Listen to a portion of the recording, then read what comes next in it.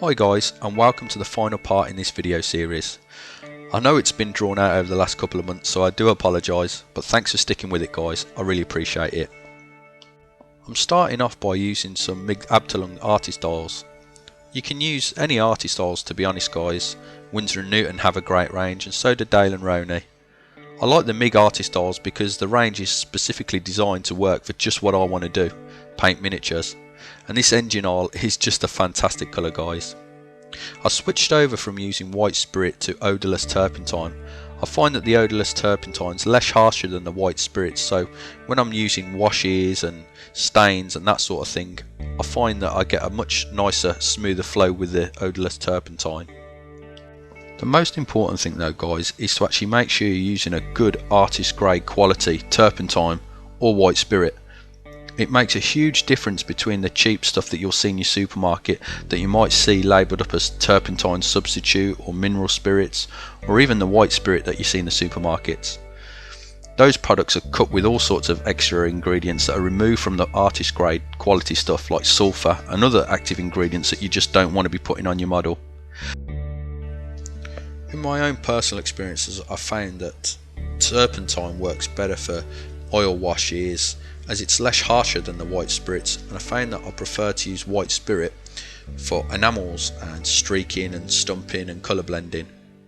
I also do however recommend getting the cheap turpentine substitute for your supermarkets to clean your brushes. You don't want to be wasting your expensive artist grade turpentine or white spirits on cleaning your brushes. The cheap solutions will do that job just fine. Here I'm actually adding oil stains to areas where I think gaskets might have leaked and that sort of thing. I also coat all of the metallic areas in this engine grease. It fits in absolutely perfectly with my Death Guard theme. As you can see as I'm placing down this oil wash using the engine grease, how it just so smoothly forms around all the recesses of those treads. I'll make a bold statement guys and say there's no way your regular acrylic washes would work anywhere near as good as this. So this is a reason why people have actually started gravitating towards oil and oil washes. Here I'm actually going to be adding more like a rust wash to the bottom of the tank treads. Again, as you've seen there, I was dropping in some of that odourless turpentine just to thin that artist oil out. And here I'm just touching the side of the palette just to see how it's flowing.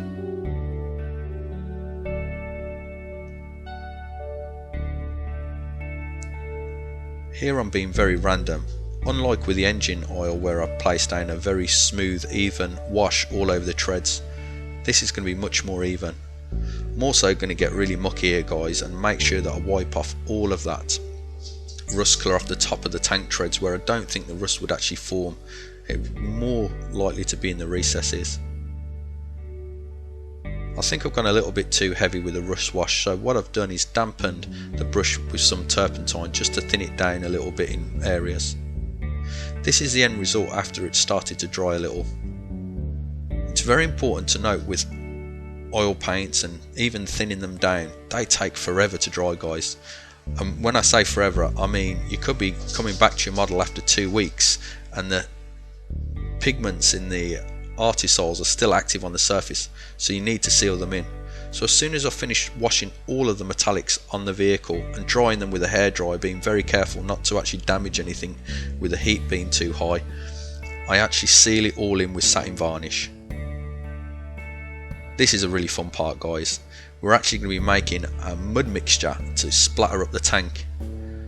I'm using satin varnish here. I really like the results that I can get with this, but you can actually use other things.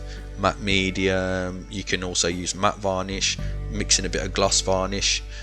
I've even used PVA glue in the past. Here I'm going to be making two different solutions. One's going to be really thin that I'm going to be using to actually wash around the tank, and the other one's going to be more clumpy and lumpy, which I'm going to be using to splatter up the tank.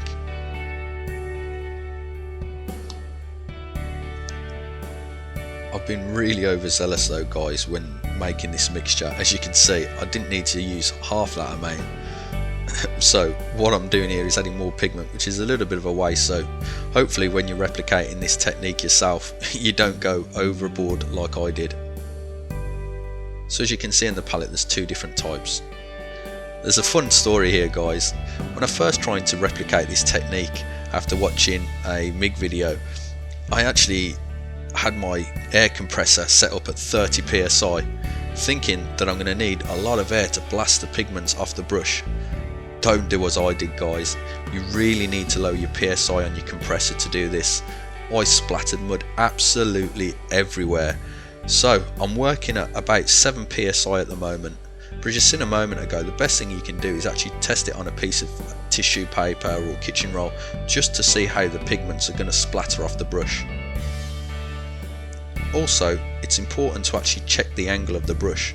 If you're working at the wrong angle, or you've got the air blowing off too high, you're going to splatter all that pigment high up the tank. So again, test it a few times on a piece of kitchen roll before you actually start using it on a tank, so you know you're actually going to be getting the results that you want. For those of you guys out there that don't actually have a airbrush or a hairbrush, actually best thing for you to do is use an old toothbrush and just flick the bristles. It does a similar effect, and to be honest, I used that heavily on my Angron model, as because the Space Marine's feet were so little, it was hard to get a good splatter with the brush.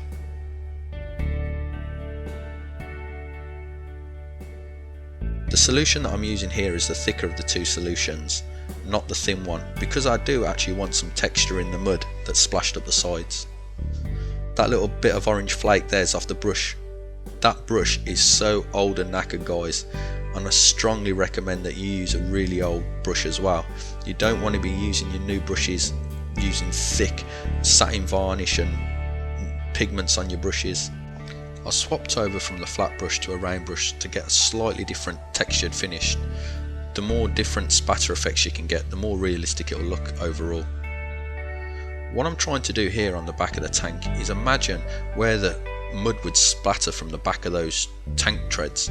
So you'll notice that from the extreme left and extreme right of that back rhino door, that the mud's actually going to go up higher, but as it meets in the middle of the rhino, the mud spatter is going to be lower. Again, sometimes it's really cool just to think how you think the mud would actually spatter up a vehicle, and the more you think about it, generally the end result will look better for it in the end. I'm also coming back in with that really thin pigment mixture now to actually create actual splash marks towards the bottom of the rhino. Also, that rhino door is going to come crashing down into mud, so I think that the teeth would be covered in a bit of mud. So again, I'm just adding mud around the teeth of the top of the rhino door there.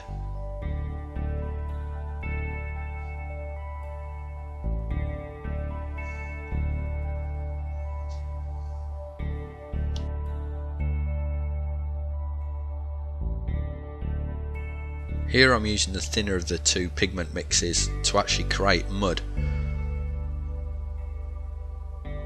It's important to work fast here, guys, because as it's satin varnish, after about 10 or 15 minutes that's going to be dry to the touch and I'm not going to be able to do anything with it. What I'm actually doing here, guys, is getting in an absolute mess, and sometimes that's the best way to do things. I'm wiping off all of that mud mixture off the top surface of the tank tracks, because what you'll find in reality is, if you've ever seen a tractor or an off-road vehicle, the mud's always impacted in the tyre treads, or in this case the tank treads, but on the top surface you'd have the bare metal showing. It just adds that bit of realism and believability. So if my hands look like a 5-year-old that's just been given all the Easter eggs at once, it's a good thing, guys. I'm doing my job correctly, even if I do look a bit of a mess.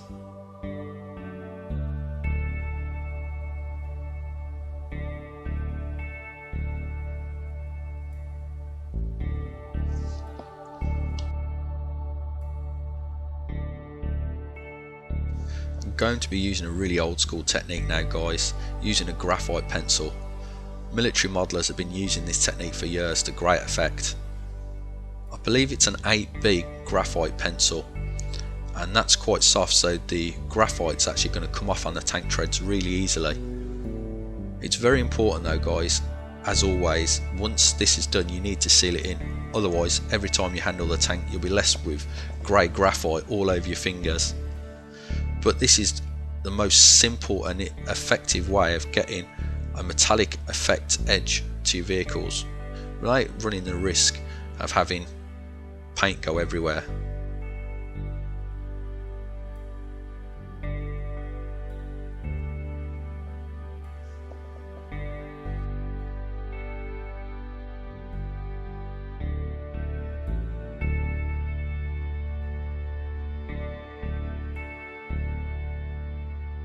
I also go around the tank selectively adding areas where I want a little bit of metallic to show.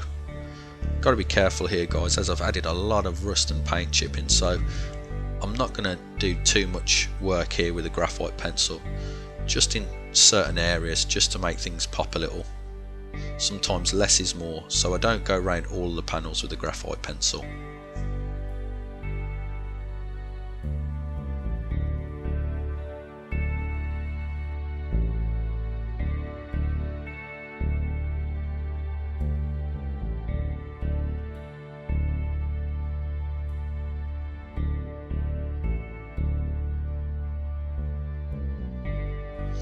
Here I've actually rolled the ferrule of a really thin brush. I think it's one of my Windsor triple zeros into a really sharp point, as you can see.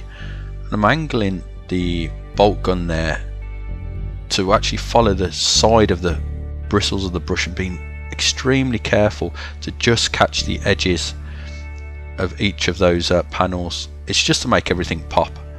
It does pretty much the same job as using the graphite pencil, but if I'm completely honest, this method looks way better, but at the same time it's much more time consuming.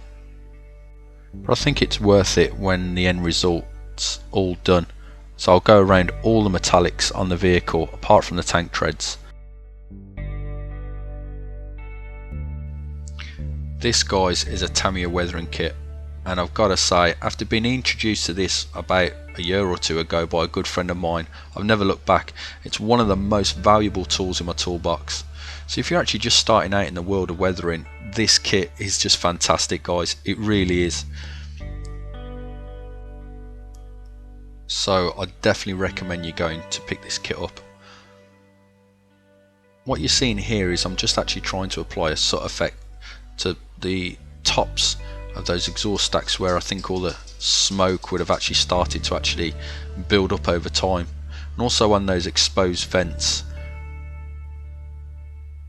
And as you can see live on camera guys, how simple and effective that effect's built up. That's it for this video series guys. I really hope you enjoyed watching. I'm looking forward to doing some more tutorials in the future.